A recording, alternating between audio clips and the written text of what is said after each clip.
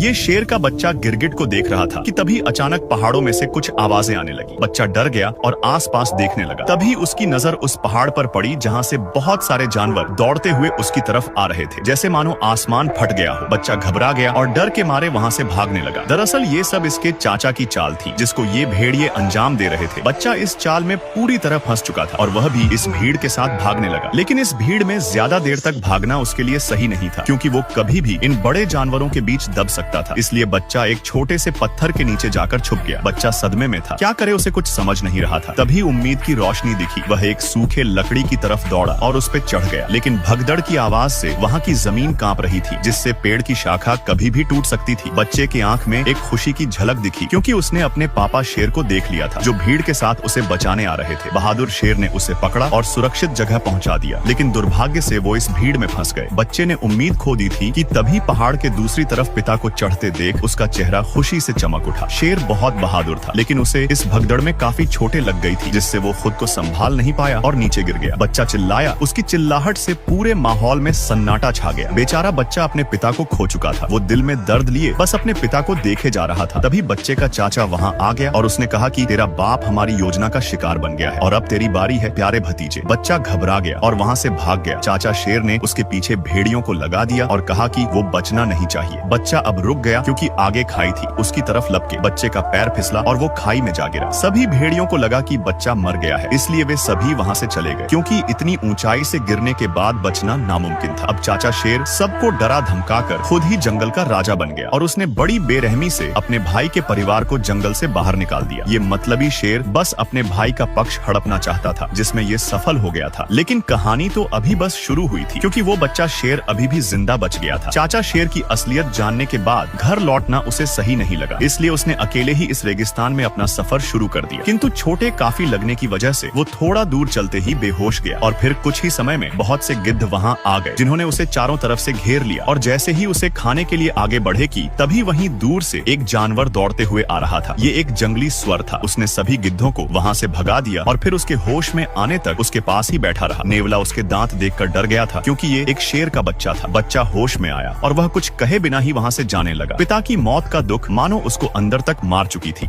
अब वो बच्चा उदास होकर यहाँ से जा रहा था। तभी नेवला और सुअर उससे बात करने की कोशिश करते हैं और बातों ही बातों में वे अच्छे दोस्त बन जाते हैं। वो दोनों उसको हौसला देते कि जिंदगी में हर कोई अपनों को खोता है, ये नियति का नियम है। लेकिन इसका मतलब ये तो नहीं कि जीना ही छोड़ दिया जाए और तुम तो एक बहादुर शेर के बेटे हो। ये सुनकर बच्चा बहुत अच्छा महसूस करता है। अब ये दोनों इसे अपने जंगल लेकर जाते हैं। जंगल को देखकर बच्चा शेर को बहुत अच्छा लगता है, लेकिन यहाँ के जानवर बच्चा शेर को देखकर हैरान थे कि ये शेर का बच्चा